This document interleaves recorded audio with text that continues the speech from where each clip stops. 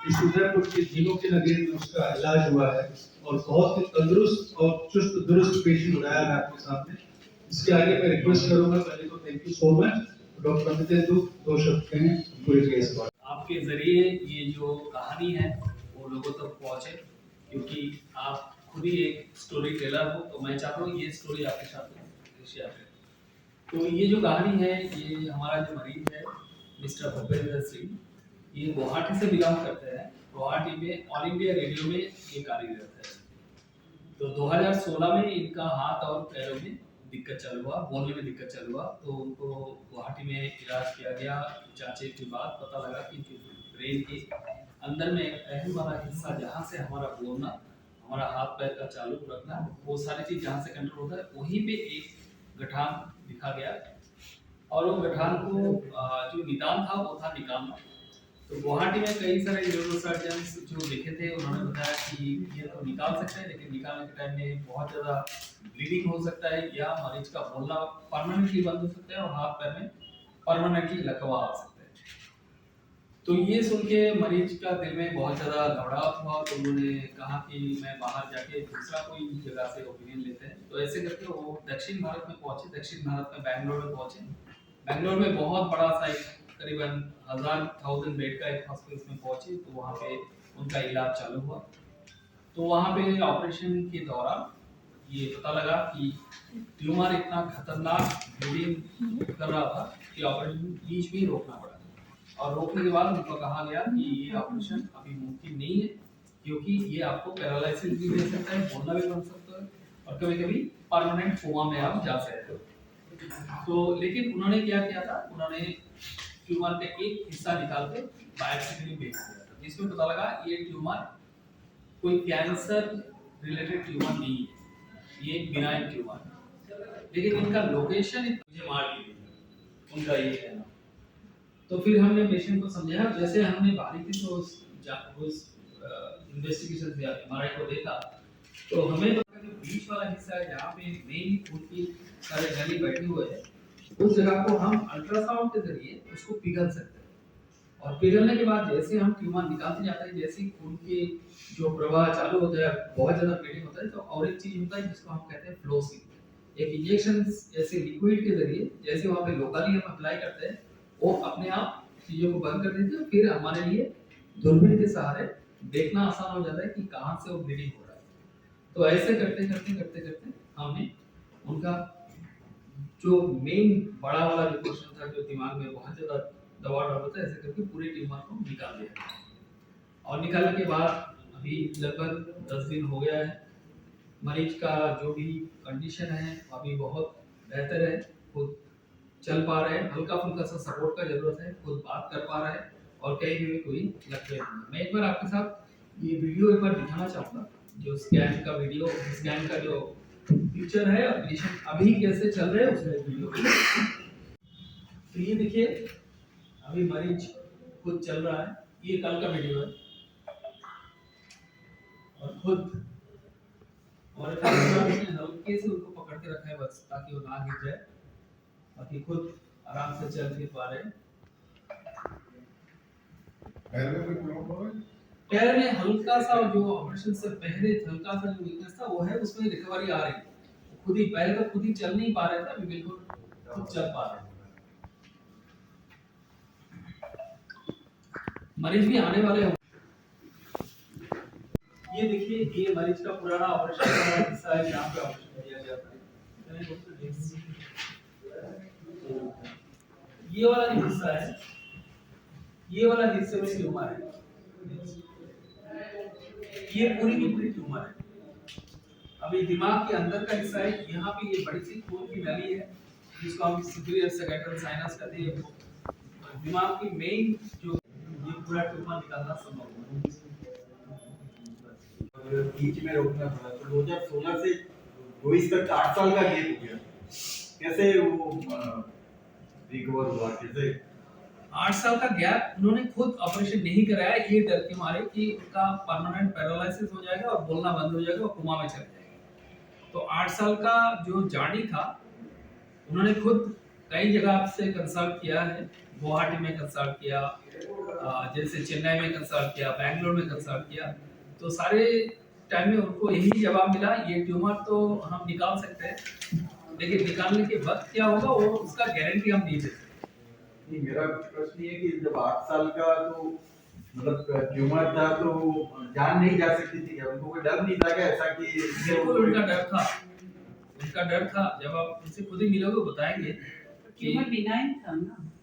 हाँ, बिना बात यह है कि शरीर के अन्य हिस्से में जो मैलिग्नेंसी हम मानते हैं वो मैलिग्नेंसी फैलता है। दिमाग में जो ट्यूमर होते हैं वो क्या है ना, अपने आप में इसको हम लोकली मैलिग्नेंट बोलते हैं। मतलब इस ट्यूमर के जरिए स्ट्रोक आ जाना, इस ट्यूमर के रहते हुए ब्लीडिंग होकर पेशेंट को बेहोशी का दौरा पड़ जाना, ये सारी चीज जो है, ये सारी चीज खतरनाक होते हैं। तो उनका पूरे समझ था इस बात का कि ये सारी चीज होने का संभावना है।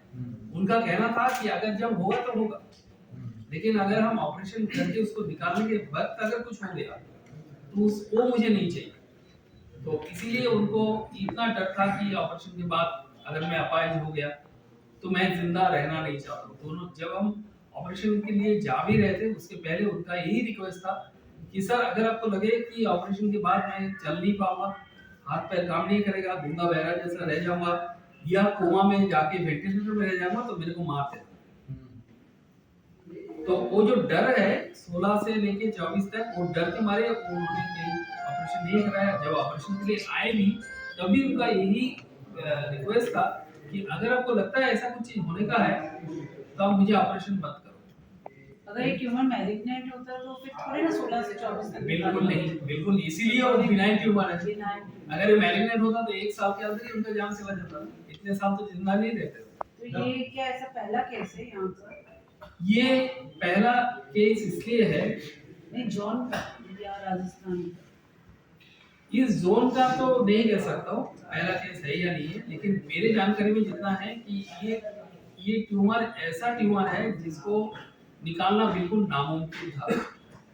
और ये ट्यूमर निकालते वक्त कई मरीज का, मैं अपने कैरियर में कई मरीज का जान जाते हुए देखा है।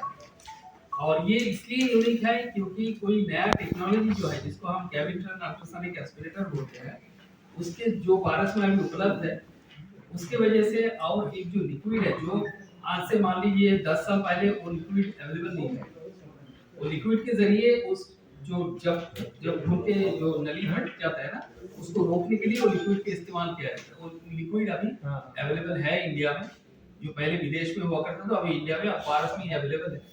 उसके जरिए ट्यूमर निकालना संभव है।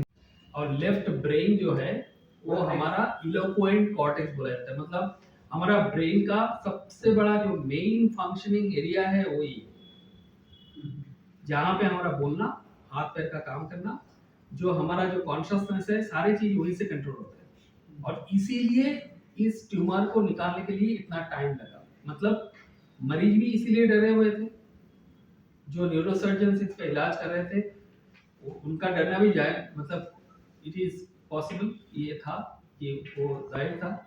और इसलिए डरे हुए थे कि ये ट्यूमर निकालने के बाद कुछ भी हो सकता है। तो हमने यहाँ पे अलग क्या किया, हमने अलग ये किया कि हमारा जो सोच था कि हम अल्ट्रासोनिक एस्पिरेटर से इसको पिघाल के उसको निकालेंगे। दूसरा, जो ब्लीडिंग को रोकने के लिए क्या क्या साधन है उसको मौजूद रखेंगे और उसको सही टाइम पे इस्तेमाल करेंगे। और ये सोच मेरे दिमाग में कैसे है, क्योंकि मेरा जो अनुभव है वो विदेश में काफी बहुत लंबे समय तक रहा, मेनली यूएस में और जापान और सिंगापुर में। इसके वजह से ये मरीज आते हैं, क्योंकि मेरा ट्रेनिंग बैकग्राउंड इतना इस ट्यूमर को देखे तो मैं तुरंत डिसाइड कर पाया कि इस प्रक्रिया से इसको निकाल सकते हैं। और आप सब लोगों का आशीर्वाद और ऊपर वाला का दुआ से इसको पूरी तरह से निकाल दिया। साइड में है, बीच में एक पर्दा रहता है, वो पर्दे में पूरी की पूरी खून की जो नली है, खून की सारे सप्लाई सिस्टम उसी पर्दे के अंदर में। और ये लेफ्ट ब्रेन में लेफ्ट साइड में जो पर्दा है उसके बगल से वो निकालता, ये ट्यूमर वहां पे था। और वहीं पे हमारा मुंह से लेके नाक से लेके पूरे हाथ पैर बोलना सारे नहीं कर पाया और मरीज का ऑन टेबल में डेथ हो गई। और ये साइड इफेक्ट आज से मान लीजिए 15-20 साल पहले बहुत कॉमन था, अभी भी कॉमन है। ये पॉसिबिलिटी अभी भी है। अगर सर्जन उस टाइम में ब्लीडिंग को कंट्रोल नहीं कर पाएंगे तो ये परिणाम निश्चित होता है। इसीलिए सर्जिकल प्लानिंग, ऑपरेशन करने से पहले ही जो प्लानिंग है, आजकल तो बहुत ही और आसान हो गया है, जिसको हम कहते हैं वर्चुअल रियलिटी न्यूरोसर्जरी। मतलब सारे के सारे ट्यूमर को आप प्लान कर सकते हो, वर्चुअल रियलिटी के जरिए ऑपरेट कर सकते हो और फिर उसको आप अपने मन में सेट करके फिर आप ऑपरेशन टेबल में जा सकते हो। जैसा ये हो नहीं, इसके लिए क्या सावधानी रखें हम सामान्य आदमी? ट्यूमर ना हो या कहना तो मुश्किल है, क्योंकि अभी तक जो भी लेटेस्ट रिसर्च है वो यही नहीं बताता है कि क्यों ट्यूमर होते हैं। ट्यूमर इसलिए होता है, हमारा शरीर के अंदर में जो जीन है वो जीन अचानक अपना रास्ता बदल लेता है, कई कारण से बदलता है।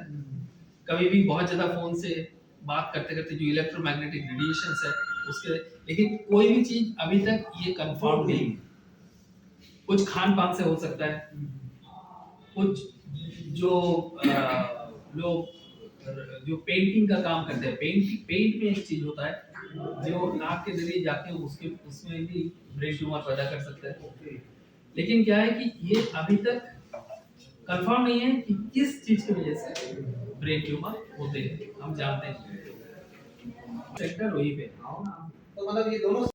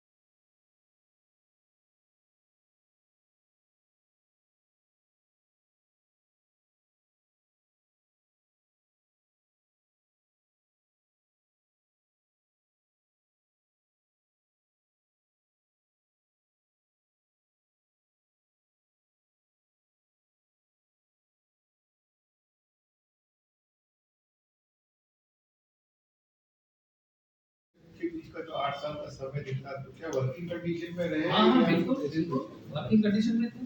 हमारे पास भी वर्किंग कंडीशन में आए हैं। एक जॉब में थे? हाँ हाँ अभी भी जॉब में है। ये